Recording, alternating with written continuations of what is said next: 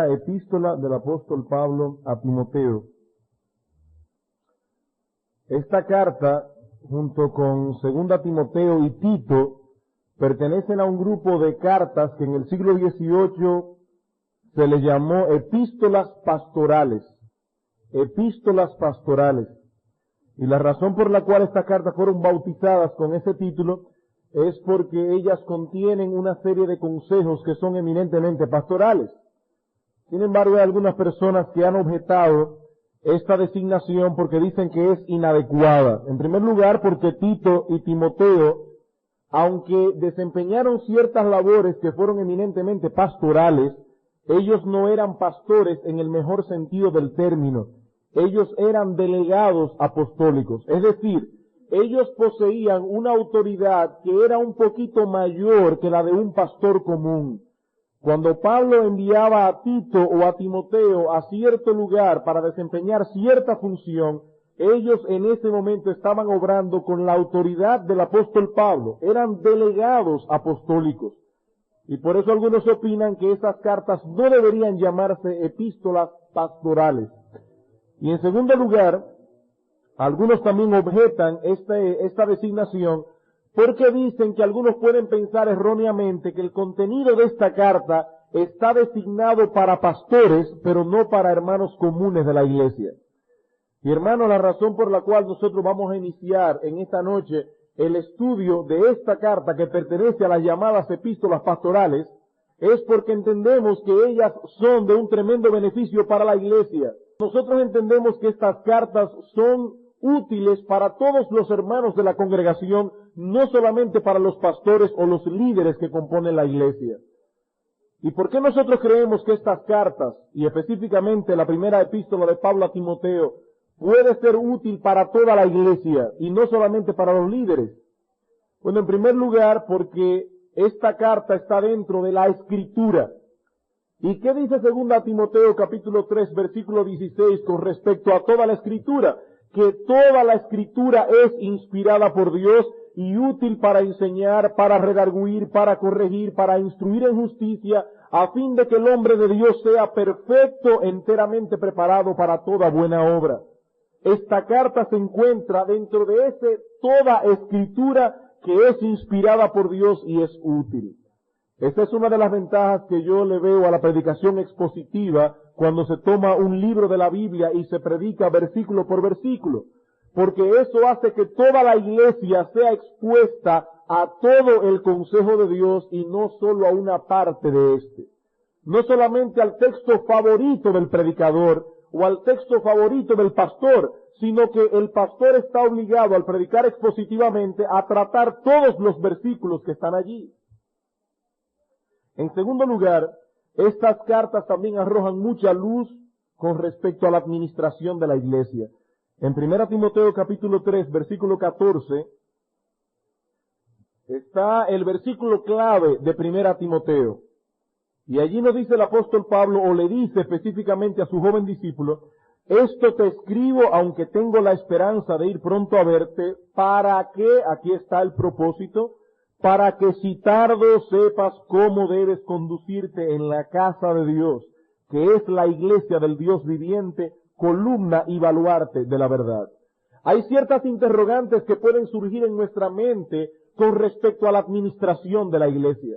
Por ejemplo, a la hora de que la iglesia tenga que elegir nuevos pastores, ¿cuáles son las cualidades que la iglesia debe tomar en cuenta al elegir a un pastor? ¿O cuáles son las cualidades que la iglesia debe tomar en cuenta al elegir nuevos diáconos?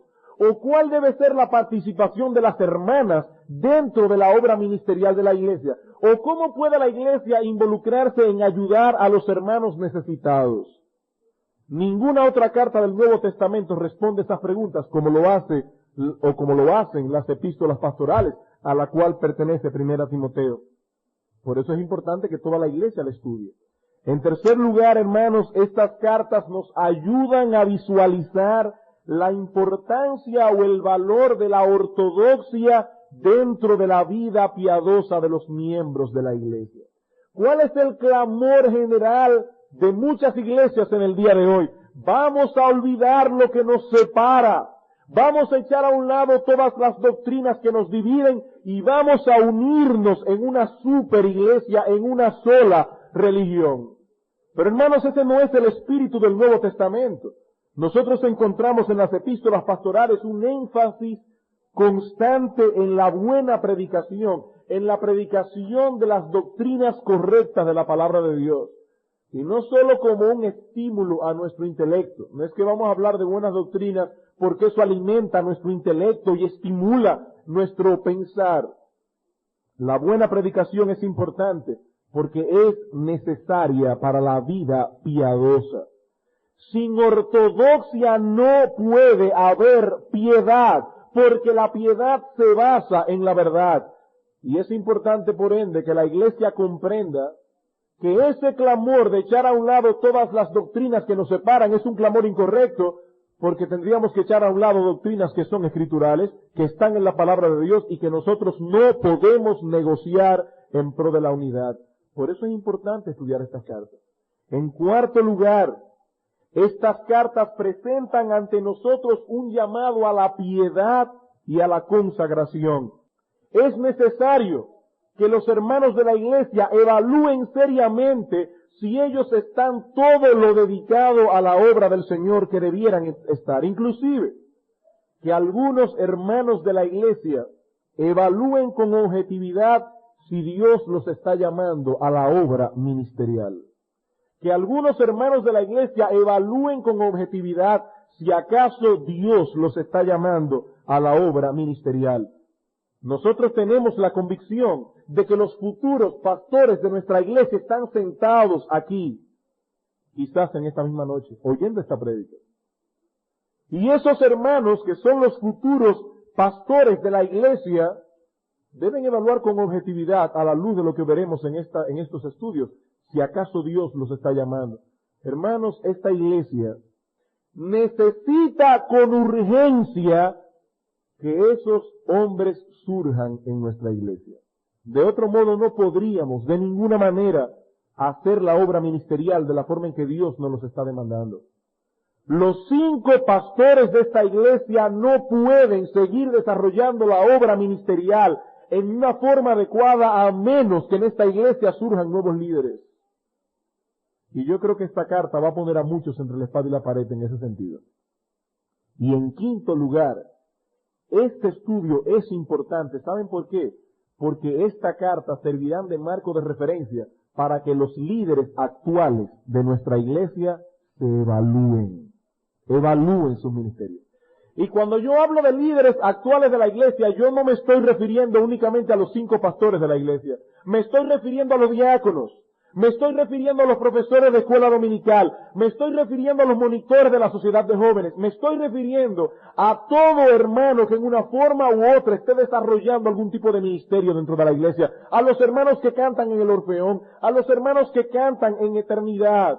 Cualquier tipo de ministerio es necesario que los hermanos líderes de la iglesia se evalúen a la luz de esta carta. Vamos a Lucas un momento, capítulo 6, versículo 40.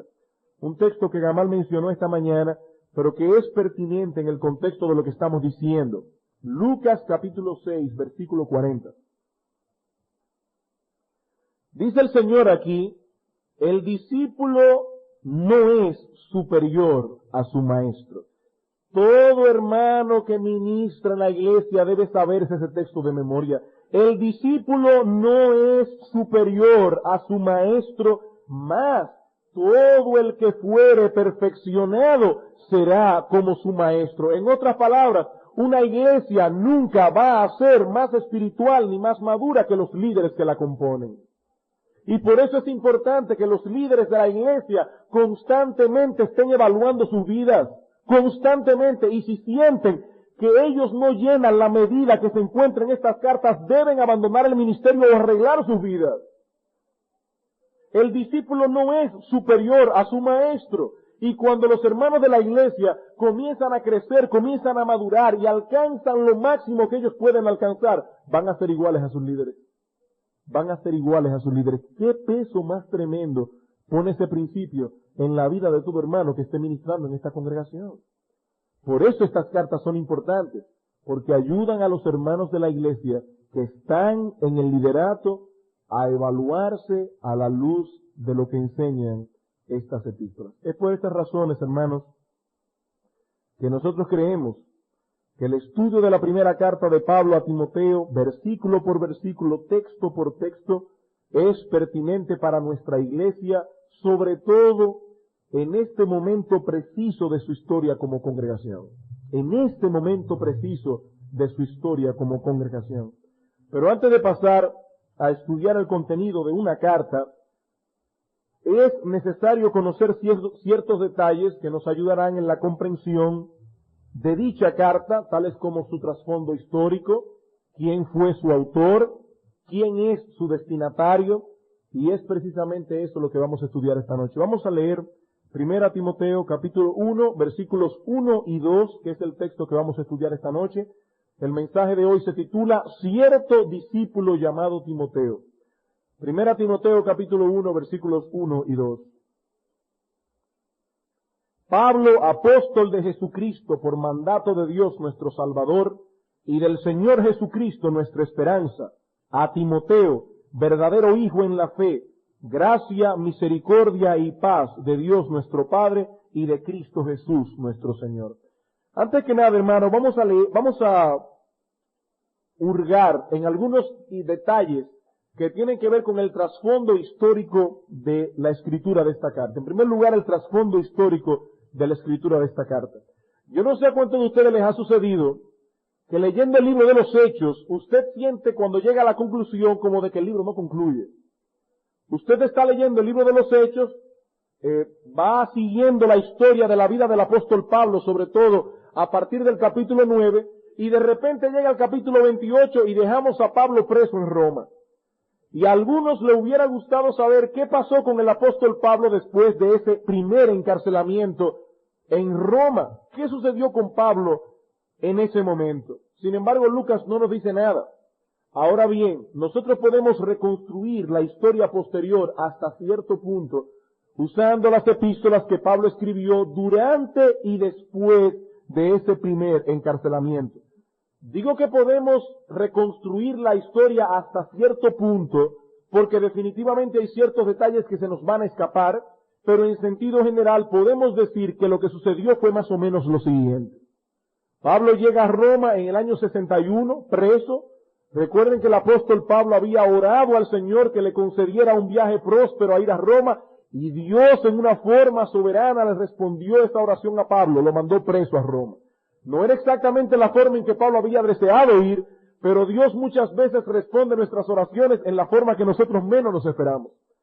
Ahora, de todas formas, fue bueno que lo mandara preso, porque Pablo tenía muchos enemigos y así Dios le puso gratis muchos soldados a custodiarlo. Así que Dios es sabio. Pero Pablo llega a Roma en el año 61 después de Cristo, y en el año 63 es excarcelado. O sea, no encontraron nada por qué mantenerlo preso allí, y Pablo es excarcelado. Inmediatamente Pablo es excarcelado en el año 63, noten, un año antes del incendio famoso aquel, cuando aparentemente Nerón le pegó fuego a Roma y culpó a los cristianos, y los cristianos fueron perseguidos. Un año antes de ese suceso, Pablo sale de Roma y se dirige hacia el Asia Menor, pero al pasar por Creta, la isla de Creta, deja a Tito allí. ¿Para qué? Para que Tito se encargue de terminar de organizar las iglesias que habían sido fundadas previamente en Creta. De Creta el apóstol se dirige al Asia Menor, específicamente a la ciudad de Éfeso, donde Timoteo se encuentra con él. Al llegar a Éfeso, Pablo se da cuenta que hay muchos problemas en las iglesias de esa ciudad, debido a que los falsos maestros estaban tratando de introducir herejías dentro de la congregación.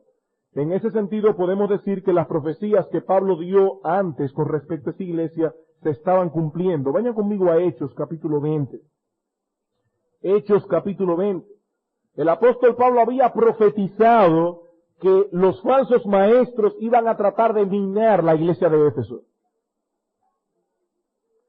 En Hechos capítulo 20, el apóstol Pablo se reúne con los ancianos de la iglesia de Éfeso antes de partir y les dice en el versículo 28, Por tanto, mirad por vosotros y por todo el rebaño en que el Espíritu Santo os ha puesto por obispos, para apacentar la iglesia del Señor, la cual Él compró con su sangre.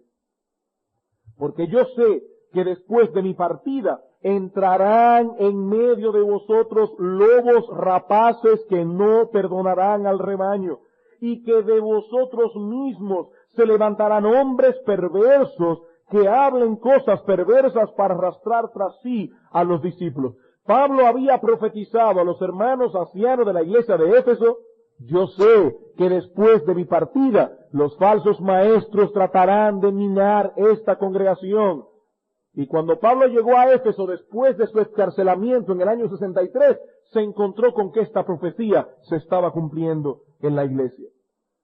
Por esa razón, Pablo decide dejar a Timoteo en Éfeso para que tratara de corregir esta situación. Vayamos a 1 Timoteo, otra vez, 1 Timoteo capítulo 1, versículos 3 y 4. Pablo le rogó a Timoteo que se quedara en Éfeso, que no siguiera con él. De manera que Timoteo tratara de corregir esa situación. Dice: como te rogué, 1:3, que te quedases en Éfeso cuando fui a Macedonia, para que mandases a algunos que no enseñen diferentes doctrinas, ni presten atención a fábulas y genealogías interminables que acarrean disputas más bien que edificación de Dios, que es por fe. Así te encargo ahora. Pablo quería irse de Éfeso para Macedonia, pero le pide a Timoteo que se quede en Éfeso para corregir esta situación. De Éfeso se va solo a Macedonia. Él esperaba regresar pronto a Éfeso, pero él no estaba seguro de que pudiera de cumplir ese propósito. Por eso le dijo en el texto que leímos anteriormente: yo tengo esperanza de ir pronto a verte, pero como yo no estoy seguro de que ese propósito se pueda cumplir, por eso te mando esta carta. O sea, que en el año 63 después de Cristo, estando solo en Macedonia, posiblemente en la ciudad de Filipos, el apóstol Pablo envió dos cartas muy similares: primera a Timoteo y Tito. Primera a Timoteo y Tito. ¿Y con qué propósito envió Pablo esta carta específicamente primera a Timoteo? Como le decía, los falsos maestros estaban tratando de minar esta iglesia, y por otra parte tenemos al pobre Timoteo tratando de corregir esta situación.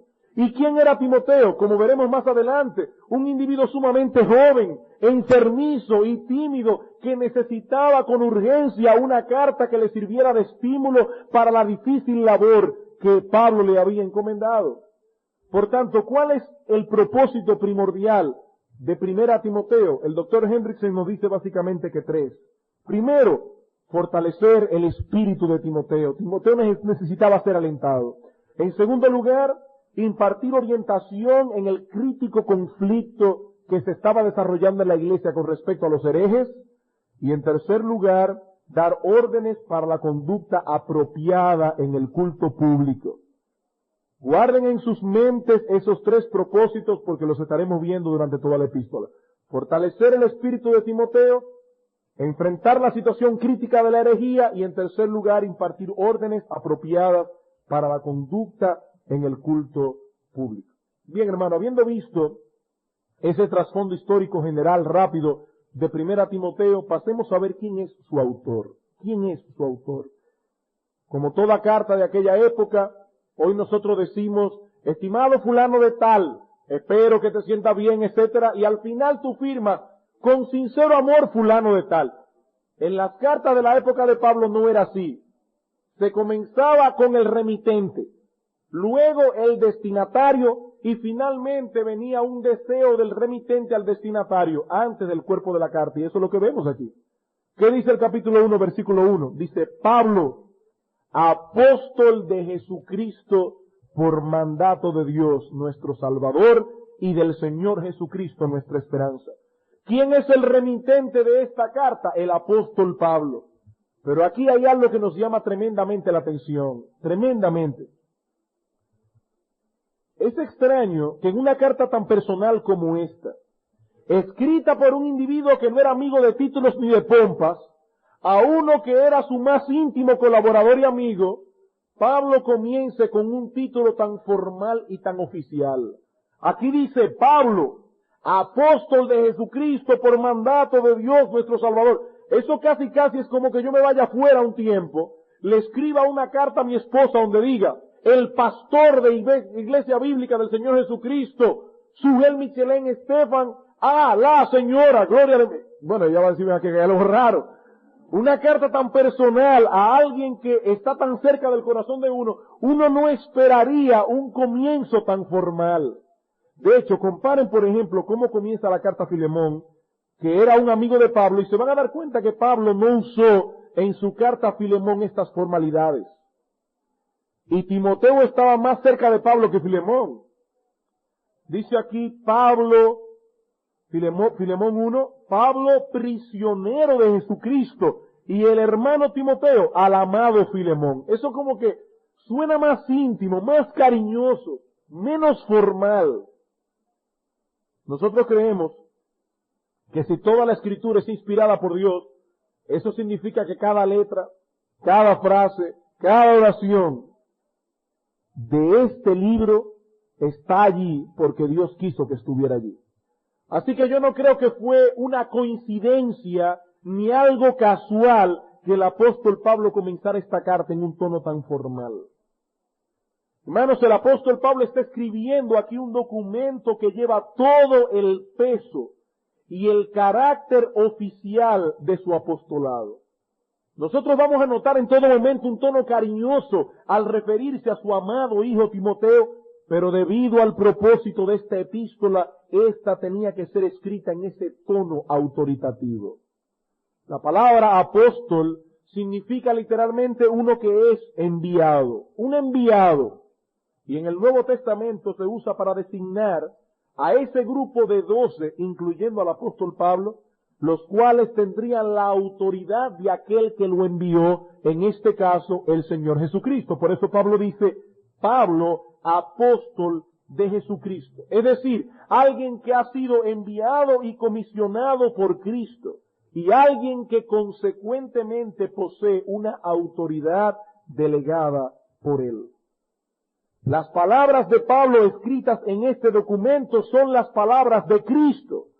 Por tanto, cuando Timoteo leyera aquí que las mujeres no debían predicar en la congregación y que no debían ser pastoras, o cuando leyera aquí que el pastor debe ser irreprensible, marido de una sola mujer, sobrio, prudente, etcétera, Timoteo entendería que esa no era una idea que había surgido en la mente y el corazón de Pablo, sino que esa era la voluntad expresa del Señor Jesucristo. Él era un apóstol de Jesucristo. Y no solo eso, Pablo no se había autoimpuesto en ese ministerio apostólico. No fue que un buen día Pablo dijo, caramba, cualquiera, como que sería interesante ser apóstol. Cualquiera se mete a eso. Como alguna gente piensa, te metiste a pastor. No, nadie se mete a pastor. Nadie se mete a ser apóstol. Dice Pablo aquí, apóstol de Jesucristo por mandato de Dios, nuestro Salvador, y del Señor Jesucristo, nuestra esperanza. Este es un principio que debe ser tomado en cuenta. Nadie, absolutamente nadie debe estar en el ministerio a menos que posea la seguridad de que Dios lo quiere allí. Por eso Spurgeon decía, si Dios te ha abierto la boca para predicar, el diablo no podrá cerrártela. Pero si fue el diablo que te la abrió, ojalá que Dios te la cierre. Nadie debe estar en el ministerio a menos que posea la convicción de que Dios lo ha llamado al ministerio. Es Dios quien envía hombres para esa labor. Y las iglesias deben tener cuidado, y cuando ustedes tengan que elegir nuevos líderes, deben tener cuidado de no permitir que una persona a quien Dios no ha llamado ocupe esta posición. Dice en Mateo capítulo 9, versículo 38, que en una ocasión el Señor Jesucristo estaba viendo el pueblo disperso como ovejas que no tienen pastor. ¿Y qué dijo el Señor? Rogad al Señor de la mies para que Él envíe obreros a su mies. ¿Por qué? Porque es Dios quien envía obreros a su mies.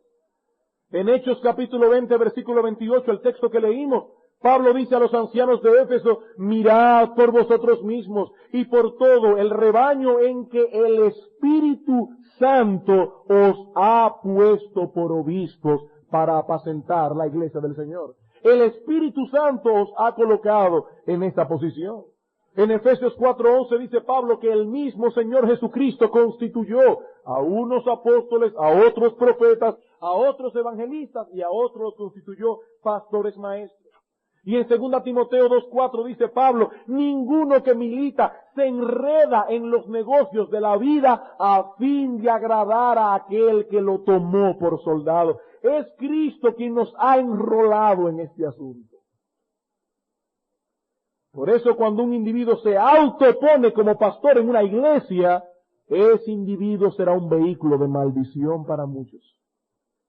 Cuando Dios vio en la época de Jeremías a muchos líderes que se habían autoimpuesto en el ministerio, ¿qué le dijo Dios a esos líderes a través del profeta Jeremías?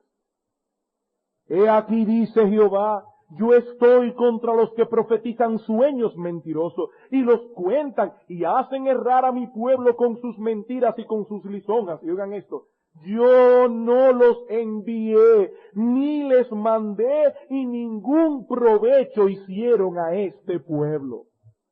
Dice Dios, yo no envié a esos hombres, yo no les mandé que predicaran, y como yo no los envié ni les mandé, ningún provecho hicieron a este pueblo. Ahora, no me malentiendan, ese llamamiento viene de Dios al ministerio, pero la iglesia tiene que confirmar ese llamamiento. Nosotros no creemos por la Escritura que nadie puede mandar a una iglesia, a un pastor que la iglesia no desee. La iglesia tiene que confirmar el llamamiento de ese hombre. Y ese principio lo vemos claramente expresado en la Escritura. No tenemos tiempo para desarrollarlo en la noche de hoy, ni nos interesa para este momento porque lo veremos más adelante.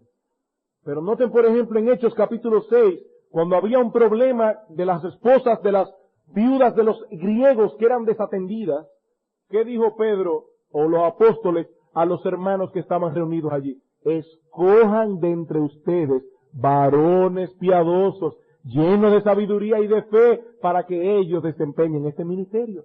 Escójanlo de entre ustedes.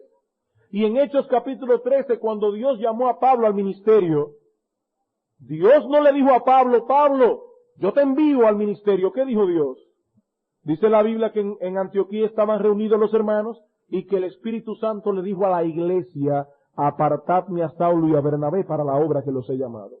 Cuando un hombre es llamado por Dios al ministerio y Dios les da los dones necesarios para desempeñar la labor ministerial, la iglesia tiene que darse cuenta de ello. No puede ser que de repente un individuo que no hace nada en la iglesia, que nunca predica, que no sabe mucha Biblia y casi nunca viene a los cultos, de repente que Dios me llamó. Imposible. Los hermanos de la iglesia se dan cuenta que ese individuo tiene cualidades ministeriales. ¿Y qué es lo que hace la iglesia? Confirma el llamamiento de Dios. Por eso dice Charles Bridges en su libro El Ministerio o el Ministro Cristiano, hablando de ese llamamiento que le hace la iglesia a los pastores, es una comisión recibida de y reconocida por una iglesia, no ciertamente cualificando al ministro, sino más bien acreditando a aquel a quien Dios interna y apropiadamente ha cualificado. Hermanos, algunos miembros de nuestra iglesia se graduaron del Colegio Pastoral Spurgeon en abril de este año. Ustedes estuvieron aquí. El hecho de que ese grupo de hermanos se haya graduado en el Colegio Pastoral Spurgeon, eso no los hace pastores. Ellos estuvieron en un entrenamiento formal muy bueno. Ellos están ahora con todo un cúmulo de conocimientos en sus cabezas, pero hasta que esta iglesia no confirme que esos hermanos están listos para el ministerio y los líderes actuales de la iglesia no confirmen esa confirmación, esos hermanos no pueden ser pastores de la iglesia. Ningún seminario hace pastores, ningún colegio pastoral puede hacer eso. Solo Dios puede llamar al ministerio cuando la iglesia confirma ese llamamiento. Cuando la iglesia confirme ese llamamiento. Por eso Pablo dice aquí, Pablo, apóstol de Jesucristo, por mandato de Dios nuestro Salvador y del Señor Jesucristo nuestra esperanza. Y no quisiera pasar por alto algo incidental que vemos en este texto, y es que Pablo compara a Dios el Padre igual que Jesucristo en autoridad. Pablo dice aquí, este llamamiento me vino del cielo y fue firmado por Dios el Padre y por Dios el Hijo. Fue un solo mandato emitido por ambos porque nuestro Señor Jesucristo es Dios. Dios el Padre, quien planeó nuestra salvación, por eso dice aquí Dios nuestro Salvador. Y Dios el Hijo, en quien están amparadas todas nuestras esperanzas, comisionaron a Pablo para el ministerio apostólico. Ni Timoteo, ni la iglesia de Éfeso, y entre paréntesis, ni nosotros tampoco, podemos leer esta carta como un documento interesante, escrito por un individuo de mucha experiencia. No, estamos leyendo un documento que en todo el sentido de la palabra es la voluntad expresa de Dios. La voluntad expresa de Dios. ¿Y quién es el destinatario de esta carta? Versículo 2. Ya hemos visto el trasfondo histórico de la carta, el autor de la carta. Veamos ahora el destinatario de la carta. A Timoteo, verdadero hijo en la fe, gracia, misericordia y paz de Dios nuestro Padre y de Cristo Jesús nuestro Señor. ¿Quién es el destinatario de esta carta? Timoteo. ¿Y quién es Timoteo? El nombre de Timoteo aparece por primera vez en Hechos capítulo 16. Hechos capítulo 16. Versículos 1 al 3. Aquí se menciona cómo el apóstol Pablo llega a la ciudad de Derbe y Listra, y allí se encuentra con cierto discípulo llamado Timoteo. Texto que he tomado prestado para poner el título a este mensaje. Dice versículos 1 al 3, después llegó a Derbe y a Listra, y he aquí había allí cierto discípulo llamado Timoteo, hijo de una mujer judía creyente, pero de padre griego, y daban buen testimonio de él los hermanos que estaban en Listra y en Iconio. Quiso Pablo que éste fuese con él, y tomándole le circuncidó por causa de los judíos que había en aquellos lugares, porque todos sabían que su padre era griego. El apóstol Pablo había estado en Derbe y Listra unos 4 o 5 años antes, y aparentemente fue en esa ocasión cuando Timoteo conoció el Evangelio y se convirtió al Señor. Por eso se explica que Pablo constantemente le llama mi hijo en la fe, porque Pablo fue su padre espiritual. En 2 Timoteo 1:5, si quieren no lo busquen, vemos que la madre de Timoteo, que era judía y que no sabemos por qué razón se casó con un griego, pagano, que ninguna hermana ahora coge su de excusa porque ella era inconversa cuando se casó con ese griego, pero no sabemos exactamente por qué cometió ese error esta mujer, Eunice, y su abuela Loida, se convirtieron y indudablemente Dios usó a estas mujeres para instruir a Timoteo en las Sagradas Escrituras desde que éste era un bebé. Dice 2 Timoteo 3:15, Pablo a Timoteo, desde la niñez ha sabido las Sagradas Escrituras, y la palabra griega que usa Pablo, que Reina Valera tradujo niñez, es infancia, desde tu infancia. Hay hermanas que preguntan, ¿desde qué edad debo yo comenzar a educar a mi hijo en la palabra de Dios? Desde que está en el vientre tuyo. Por eso Napoleón decía que una mujer debe prepararse para criar a su hijo 20 años antes de que nazca. 20 años antes de que nazca. Desde que tu bebé está en tu vientre, comienza a prepararte tú en la Escritura, porque óyeme bien, madre, es verdad que el padre tiene la responsabilidad de ser la cabeza espiritual del hogar, pero ese niño va a pasar más tiempo contigo y es tu responsabilidad hacer como Eunice hizo con Timoteo, desde la infancia educarlo en las Sagradas Escrituras. Como dice ese texto aquí, cuando Pablo llegó a Derbe y a Listra 5 años después, ya todos los hermanos daban buen testimonio de Timoteo. Así que Pablo quiso que este discípulo se le uniera en la labor misionera que ellos estaban realizando. A partir de ese momento comenzaría una relación muy especial, de profunda amistad entre el apóstol Pablo y Timoteo, de modo que podemos decir con certeza que Pablo no tuvo ningún amigo ni compañero de milicia más cercano que este discípulo que encontramos aquí. Lo aleccionador de todo esto es que si estudiamos las características de Timoteo en el momento en que Pablo se fijó en él, uno se preguntaría, ¿y qué fue lo que Pablo le encontró a ese joven que quiso que él se fuera con él en la labor ministerial. ¿Acaso era Timoteo ese tipo de persona que desde que uno lo ve, uno dice que tienen madera de líderes? ¿O poseía Timoteo una personalidad fuerte y agresiva, de modo que pudiera ir a la par con la personalidad del apóstol Pablo? ¿O es que acaso Timoteo era un individuo de experiencia que podía ser de ayuda a Pablo en un momento que surgiera algún tipo de conflicto? Cuando nosotros estudiamos a este discípulo nos damos cuenta que era todo lo contrario.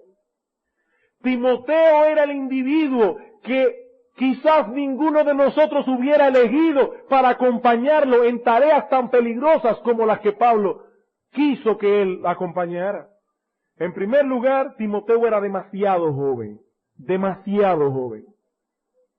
Cuando Pablo escribió 1 Timoteo, le dice en el capítulo 4, versículo 12, ninguno tenga en poco tu juventud. Eso no significa, para que nadie vaya a malentender, que Timoteo era un adolescente cuando Pablo escribió la primera carta. Pero eso quiere decir que su edad oscilaba entre 30 y 40 años. Porque en la época de Pablo, un hombre de 40 años era joven. ¡Qué bueno! Era joven, un individuo de 40 años. Si tomamos en consideración que 1 Timoteo fue escrita unos 12 o 13 años después de Hechos 16, entenderemos que cuando Pablo se fijó en Timoteo tenía entre 20 y 30 años de edad, posiblemente como 25. Era un joven tierno de 25 añitos de edad. Y recuerden que Pablo a este momento tenía unos 50 años. O sea que Pablo, el increíble apóstol Pablo de 50 años de edad, quería que este joven de 25 fuera su íntimo amigo, su mano derecha. Yo quiero que los hermanos jóvenes, varones de 25 años de esta iglesia, se pregunten si Pablo viniera aquí, ¿en cuál de ustedes se fijaría para que fuera su mano derecha o su compañero de milicia? Porque Timoteo tenía 25 años de edad. Bueno, que lo más seguro era un individuo decidido, agresivo y de una personalidad fuerte.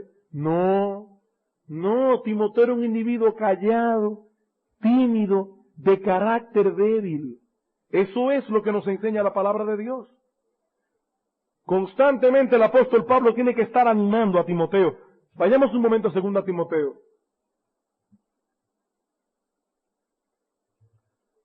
En 2 Timoteo capítulo 1 versículos 6 al 8 dice, por lo cual te aconsejo que avives el fuego del don de Dios que está en ti por la imposición de mis manos, porque no nos ha dado espíritu de cobardía, y la palabra griega puede traducirse espíritu de timidez, sino de poder, de amor y de dominio propio. Por tanto, no te avergüences de dar testimonio de nuestro Señor, ni de mí, preso suyo. Timoteo, no te avergüences. Capítulo 2, versículo 1. Tú pues, hijo Timoteo, esfuérzate en la gracia de Dios que es en Cristo Jesús. Capítulo 3, versículo 14. Pero persiste tú en lo que has aprendido. 1 Corintios, capítulo 16, versículo 10. Unas páginas atrás. 1 Corintios, capítulo 16, versículo 10. Pablo envió a Timoteo nada más y nada menos que a la iglesia de Corintios. La peor iglesia que el apóstol Pablo había fundado, la más problemática, pero era este tipo de cosas a las que Pablo enviaba a Timoteo, al pobre Timoteo. Y cuando Pablo envía a Timoteo, le dice a los hermanos de Corintios, y si llega Timoteo, mirad que esté con vosotros con tranquilidad, porque él hace la obra del Señor así como yo. Por tanto, que nadie le tenga en poco. No lo menosprecien. Timoteo, que nadie tenga en poco tu juventud. Timoteo necesitaba ánimo, esfuerzo, aliento, porque era un individuo de carácter tímido. Y por si todo esto fuera poco, era enfermizo. Un individuo que era atacado por frecuentes enfermedades. En 1 Timoteo 5:23, Pablo tiene que decirle, Timoteo, ya no tomes tanta agua, sino que toma un poco de vino por causa de tu estómago y de tus frecuentes enfermedades. Ustedes saben que en esta época el agua estaba, bueno, para que ustedes se den una idea, más peor que el agua de aquí. Un agua malísima, llena de infecciones y de cosas, de virus. Entonces Timoteo era un individuo muy enfermizo, y por no serle tropiezo a nadie, Timoteo no quería beber vino. Y Pablo dice, Timoteo, es que tú tienes que beber vino, porque esa agua te va a hacer daño, tú eres un individuo enfermizo, por causa de tus frecuentes enfermedades. Increíble. Joven, tímido y enfermizo. Y uno se pregunta otra vez, ¿y qué fue lo que Pablo vio en este individuo? ¿Qué fue lo que Pablo vio en él que quiso que fuera su compañero de milicia? Hermanos, Pablo vio en él sus características espirituales. Sus características espirituales. Timoteo tenía 3 buenas razones para negarse a militar junto con Pablo. Era joven, tímido y enfermizo. Pero este joven, tímido y enfermizo, poseía tremendas cualidades espirituales que son precisamente las que Dios toma en cuenta a la hora de usar a un hombre. Hermanos, Dios no mira como mira el hombre. Ustedes recuerdan cuando Samuel fue enviado a ungir a uno de los hijos de David. Dice la Escritura que Samuel llegó a la casa de Elí y le dijo, Elí, Dios me ha enviado a ungir a uno de tus hijos para que sea el rey de Israel. Llámamelos a todos. Cuando vino el primero, un individuo alto, fuerte, buen mozo, rubio, dice Samuel, delante de Jehová estás ungido. ¿Y qué le dijo Dios? No mires ni unjas a este hombre porque yo lo desecho, porque Jehová no mira lo que mira el hombre, porque el hombre mira el exterior, pero Dios mira el corazón. Y hermanos, nosotros tenemos que aprender a mirar como mira Dios. A la hora de elegir a un líder, no podemos elegir al individuo de personalidad arrolladora, a la persona fuerte, buen mozo, un buen orador, al individuo que tiene excelentes cualidades humanas, sino que tenemos que elegirlo en base a sus cualidades espirituales.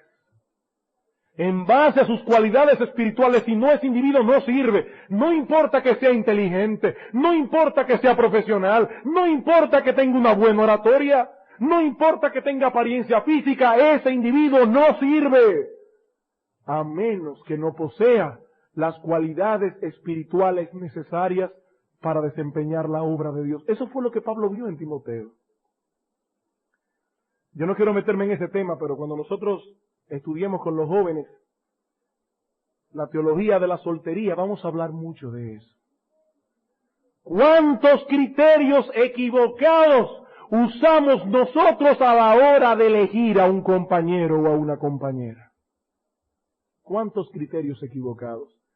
Y después se pasan la vida entera lamentándose. La vida entera lamentándose. Dice la Biblia aquí que cuando Pablo encontró a Timoteo por primera vez en Derbe o en Listra, los hermanos daban buen testimonio de él. ¿Y cómo le llama Pablo a Timoteo en su primera carta? En el versículo 2 le llama verdadero hijo en la fe.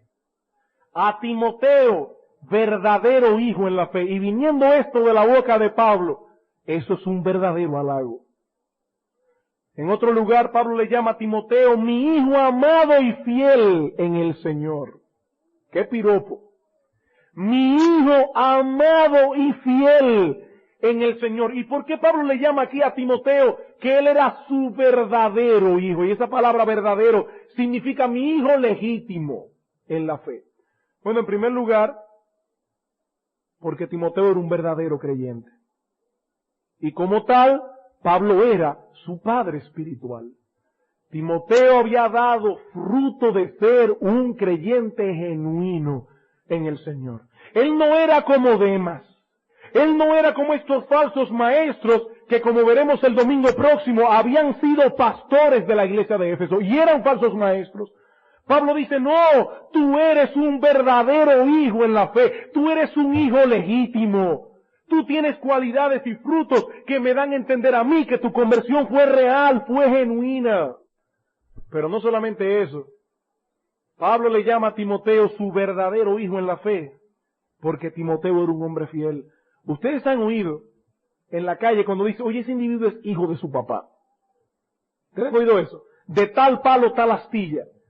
Bueno, Timoteo era una buena astilla de ese palo. Eso es lo que estamos queriendo decir. Por eso Pablo dice, tú eres mi verdadero hijo en la fe, porque tú tienes las características que han marcado mi ministerio apostólico. Vayan conmigo un momento a Filipenses, capítulo 2. Filipenses capítulo 2, versículo 19 al 22. En este texto Pablo incluye una declaración sorprendente acerca de Timoteo, sorprendente. ¿Qué dice Pablo de Timoteo aquí?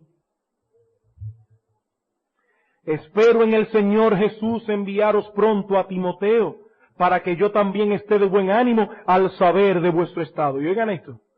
Pues a ninguno tengo del mismo ánimo, y que tan sinceramente se interese por vosotros, porque todos buscan lo suyo propio, no lo que es de Cristo Jesús. Pero ya conocéis los méritos de Él, que como hijo a padre ha servido conmigo en el Evangelio.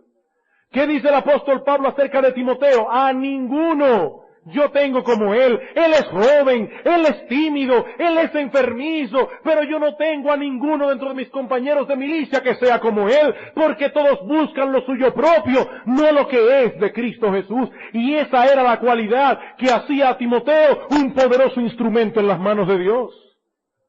Y suplía todas sus deficiencias humanas, todas sus deficiencias humanas de personalidad, de carácter y aún hasta físicas.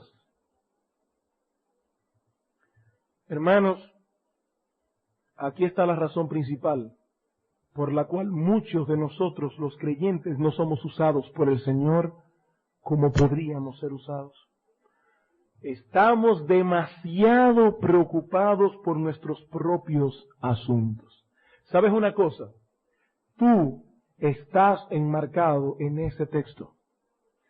Cuando ahí dice todos buscan lo suyo propio, no lo que es de Cristo Jesús, toda la iglesia está enmarcada en ese texto, porque solamente hay dos grupos, los que buscan lo suyo propio y los que buscan lo de Cristo Jesús. La pregunta mía es, ¿en cuál de los dos grupos estás tú? ¿En los que están demasiado preocupados por sus propios asuntos o en aquellos que han hecho del reino de Dios la principal prioridad en su vida?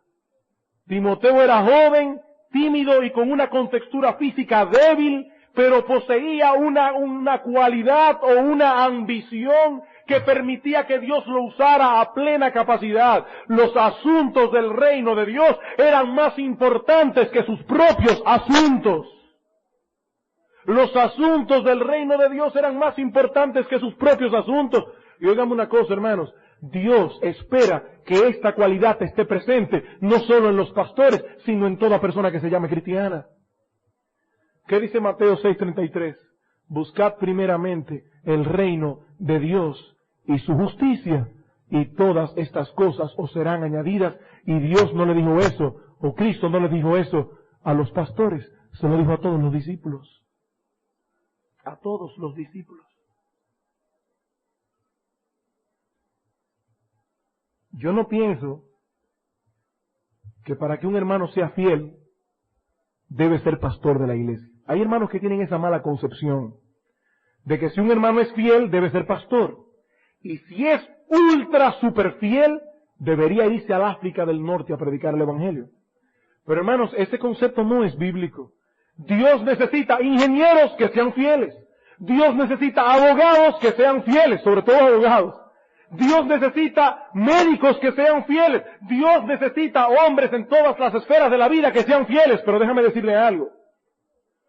Todo hermano fiel, sobre todo varón, alguna vez en su vida se ha preguntado con seriedad si acaso Dios no lo ha llamado al ministerio. Y la única razón por la cual un hermano varón no debe estar en el ministerio es porque sabe con seguridad que Dios no le ha concedido ese tremendo privilegio.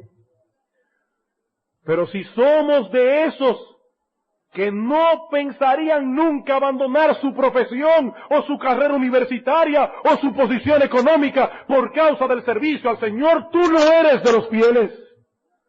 No hay que ser pastor para ser fiel, pero un hombre fiel estaría dispuesto a dejarlo todo en el momento que Dios se lo pida por un privilegio tan grande como ese. Y esa era la característica que tenía Timoteo. Todos buscan lo suyo propio, pero no lo que es de Cristo Jesús. Y hermanos, yo no estoy hablando a los jóvenes de 18 años de nuestra iglesia. A veces los hermanos hombres de la iglesia que tienen una vida ya formada, piensan que ese asunto del ministerio es para los jovencitos de la iglesia. Y en esta iglesia tenemos el problema de que todos los pastores son jóvenes, y pienso que hasta eso podría ser un problema para muchos, que piensan que eso es para jóvenes, que todavía no han quemado etapas en su vida, pero un hombre tan serio, tan respetable como yo, que tiene un negocio ya formado, ¿cómo se va a poner a pensar en esas cosas? Qué buen dúo. Timoteo con 25, Pablo con 50. Aquí no se está excluyendo a nadie. Es que todo hombre fiel debe preguntarse, ¿a dónde me quiere Dios en la iglesia del Señor? Lo que pasa es que ser usado por el Señor tiene un precio muy alto, un precio demasiado alto. Es el sacrificio de nuestro tiempo. Y no estoy hablando a pastores, estoy hablando a todos los hermanos de la iglesia, aún las hermanas que quieren servirle al Señor y ser usadas por Él. Eso implica el sacrificio de nuestros intereses, el sacrificio de nuestro tiempo, el sacrificio de nuestras metas, el sacrificio de nuestros planes, de nuestro dinero, de nuestro sueño, de nuestro descanso, de nuestra privacidad. Eso implica sacrificio. Y por eso muchos quisieran tener el poder que los grandes hombres de Dios tuvieron, pero no quiere pagar el precio que ellos pagaron. Cuando Pablo dice aquí, a ninguno tengo del mismo ánimo y que tan sinceramente se interese por vosotros, esa palabra es muy interesante, porque es exactamente la misma palabra que utiliza el Señor Jesucristo en Mateo 6, cuando dice, no os afanéis por vuestra vida. No os afanéis por qué habéis de comer, o qué habéis de beber, o qué habréis de vestir, o por la situación económica del país. No os afanéis por esas cosas, pero dice aquí, sí afánate por el bienestar espiritual de los hermanos, porque en esas cosas estaba afanado Timoteo. Hermano, déjame preguntarte, ¿en qué está puesto tu afán? ¿Cuál es tu afán? ¿Tener un nombre? ¿Una posición? ¿Dinero? ¿Estatus? ¿Comodidad? Entonces, hermano, tú no puedes ser un instrumento en las manos de Dios. Tú no puedes ser un instrumento en las manos de Dios. Timoteo no era de ese tipo de hombres, y por eso Dios suplió en mucho sus debilidades naturales. En mucho. Dios era la fuente de gracia para Timoteo. Por eso Pablo, en la salutación a Timoteo, en vez de desearle que su ministerio progrese y todas esas cosas, noten lo que dice en 1:2, 1 Timoteo 1:2.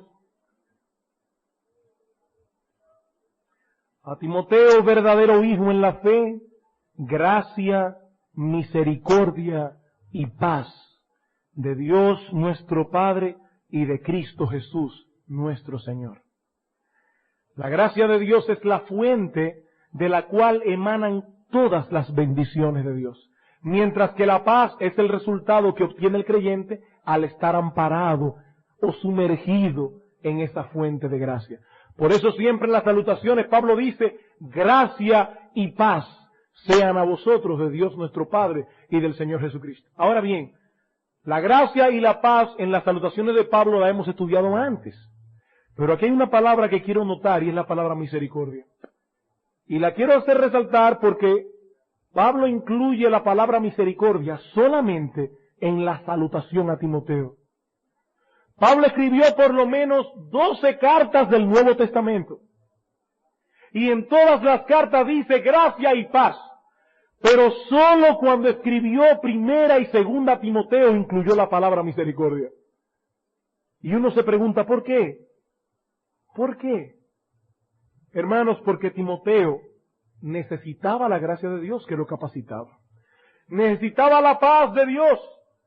Pero Timoteo, por encima de todas las cosas, necesitaba la misericordia de Dios. La gracia de Dios nos capacita para hacer la obra de Dios, pero su misericordia es la que nos sostiene en momentos de adversidad.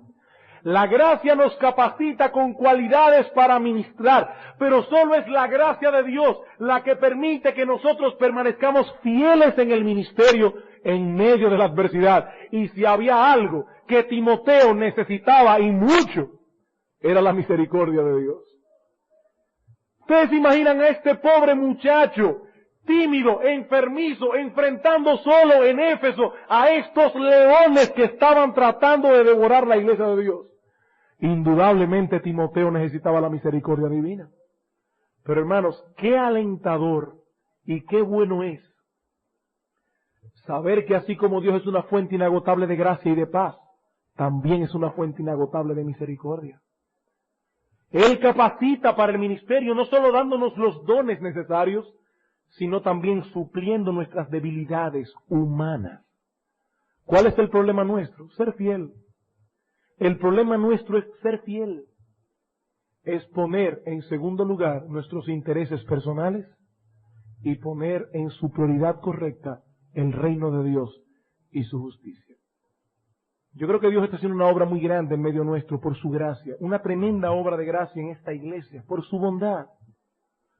Pero se necesitan urgentemente hombres y mujeres que tengan esta misma disposición que vemos en este discípulo llamado Timoteo, urgentemente. Y quiere el Señor usar estos estudios expositivos, primero para que los líderes actuales de nuestra iglesia evalúen sus ministerios a la luz de esta carta, y en segundo lugar, para que los miembros que componen este cuerpo local de creyentes también examinen su involucración actual en la obra de Dios.